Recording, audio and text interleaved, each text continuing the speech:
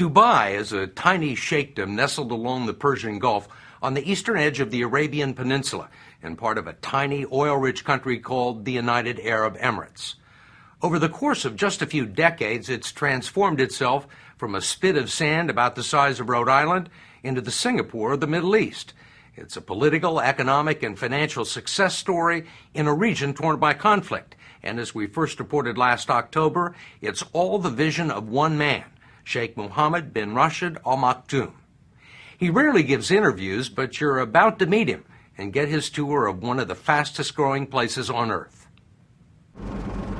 No matter how many articles you read or how many pictures you see, they don't quite capture the enormity and the energy of Dubai.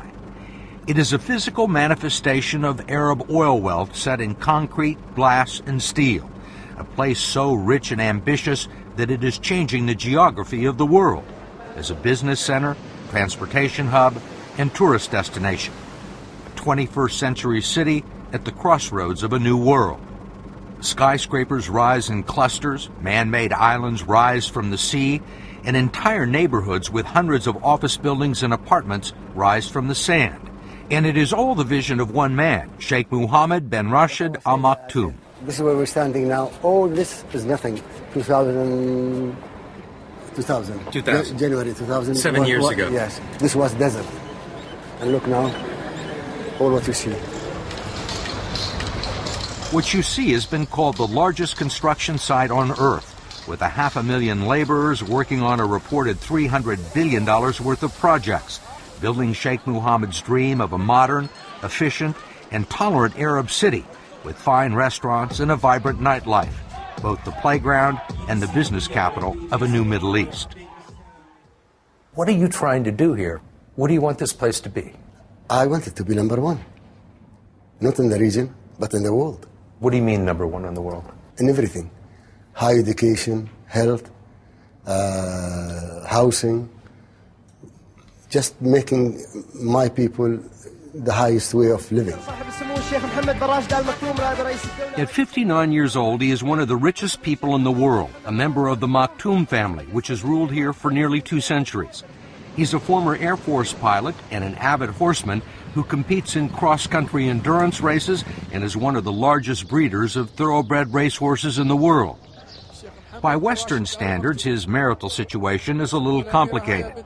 He's married to Princess Hayat, the daughter of the late King Hussein of Jordan, but he also has another wife who is rarely seen in public. Assalamu alaikum. He is frequently described as a workaholic, and as we found one morning, always in motion. I'm just doing my normal thing, which is, you like to stay on your feet. Yeah.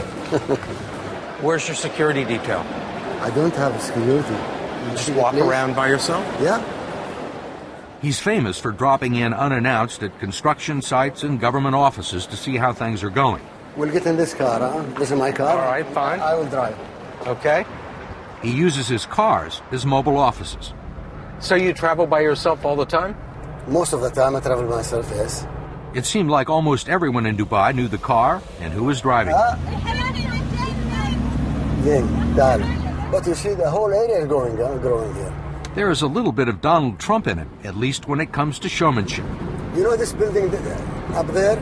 That strange-looking building on the left is one of the world's tallest indoor ski slopes. Outside it may be 120, but inside it feels like the Alps. And they are set and ready to run. Then there is the Dubai World Cup, showcasing the fastest horses in the world, running for the world's largest purse.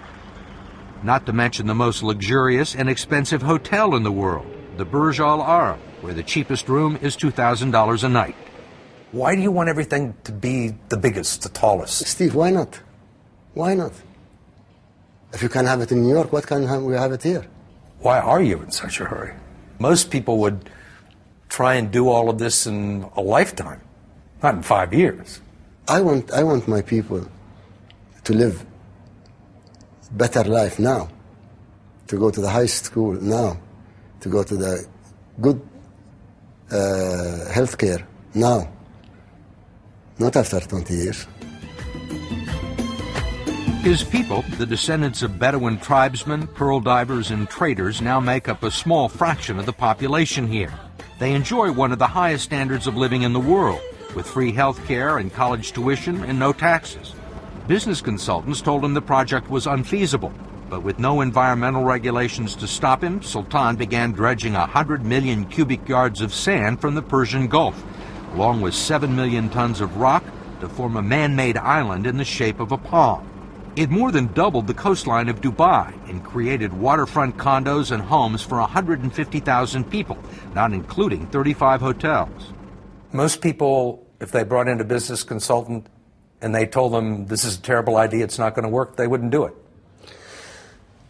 Most people, yes, but not us. What's the country's reputation in the rest of the Arab world? Remember, we have 300 million people live in this region. 86% of the youth being questioned, they say they want to come to Dubai. Their destination number one is not London, it's not New York, as used to be in the old days, or France, it is Dubai. What do you think of Sheikh Mohammed? He's great. He's a visionary, but his ambition without any limits. Ambition with no limits. Yeah. Professor Al-Kitbi warns that the Sheikh's ambition could have some consequences. But for the time being, business is still booming. What do you do when you're not the ruler of Dubai? What gives you happiness and pleasure? I'll be riding my horses. You love horses. I love horses. I love animals. He owns one of the world's top breeding and thoroughbred racing operations. The morning we were there, he was selecting horses for races all over the world, and some of the world's most expensive thoroughbreds were on display. Look, here they come into the finish. So, the one with the color, I told you he won. Yeah. These are the best horses in the world. What is it you love so much about this? It's my hobby. It's, the horse in my blood. Frankie, how's the filly? Fabulous. You like it? Grass, stretched out really well. Of the horses that we've seen today, what are they worth? Each one of these, if you win what we think you will win, will be worth 50, 60 million $. There was one horse in particular that the Sheikh was interested in. If you look, they are there. Now they're building up. I expect this to pass this, otherwise I'll be disappointed. And this day he was not disappointed. No one likes to disappoint the Sheikh, not even his horses. That's what I want to see. That's what I want to see.